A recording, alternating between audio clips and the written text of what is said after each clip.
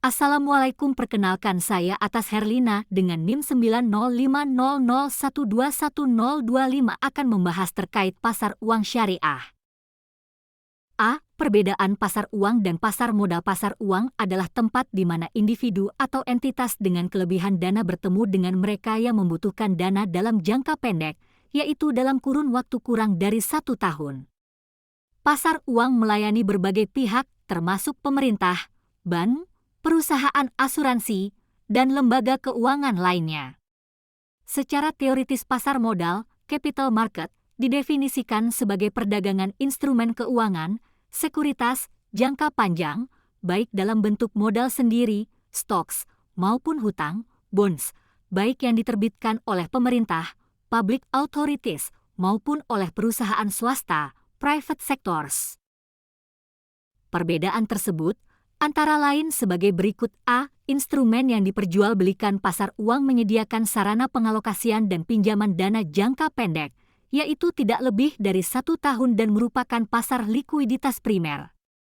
Sebaliknya, pasar modal, instrumen yang diperjualbelikan adalah surat-surat berharga jangka panjang dan merupakan dana yang bersifat permanen atau semi-permanen.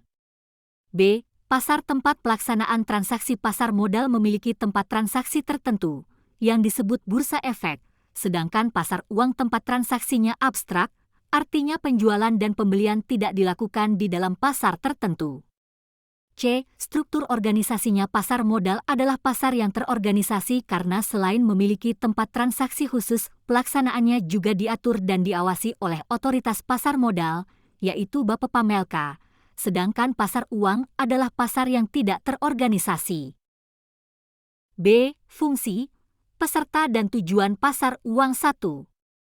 Fungsi pasar uang. Fungsi pasar uang yang erat kaitannya dengan perbankan dan sistem moneter adalah fungsi likuiditas, bidang sosialisasi kebijakan, dan fungsi informasi. A. Menjadi mekanisme alternatif sebagai sarana pengendalian moneter tidak langsung oleh otoritas moneter dalam hal kemampuan informasi.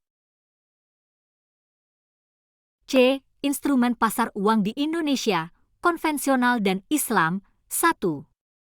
Konvensional. A. Obligasi utang negara Treasury Bills, T-bills. B. Sertifikat Bank Indonesia, SBI. C. Slip penyetoran. D. Surat berharga, SBPU. E. Peringatan penipuan. F. Alat tulis. Persetujuan bankir. H. Panggilan uang. 2. Islam. A. Pasar uang antar bank syariah. B. Sertifikat IMA, investasi mudharabah antar bank. D. Pasar uang antar bank berdasarkan prinsip syariah. Pasar uang syariah, Islamic Money Market. Peningkatan jumlah instrumen pasar uang dalam pasar uang syariah akan meningkatkan paparan risiko yang dihadapi oleh bank Islam.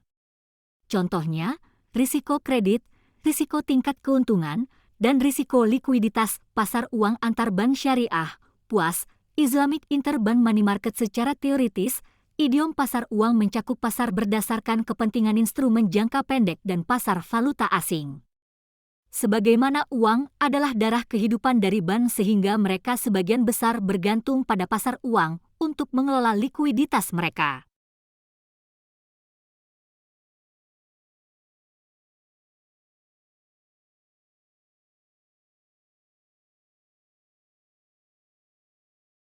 E. Pasar valuta asing. Pengertian pasar valuta asing, foreign exchange market, atau sering pula disebut dengan bursa falas, adalah suatu mekanisme di mana orang dapat mentransfer daya beli antar negara, memperoleh atau menyediakan kredit untuk transaksi perdagangan internasional, dan meminimalkan kemungkinan risiko kerugian akibat terjadinya fluktuasi kurs suatu mata uang. Peserta dalam pasar valuta asing. Transaksi di pasar falas terdiri atas 2 jenis tingkatan, yaitu antar bank atau wholesale market dan klien atau retail market.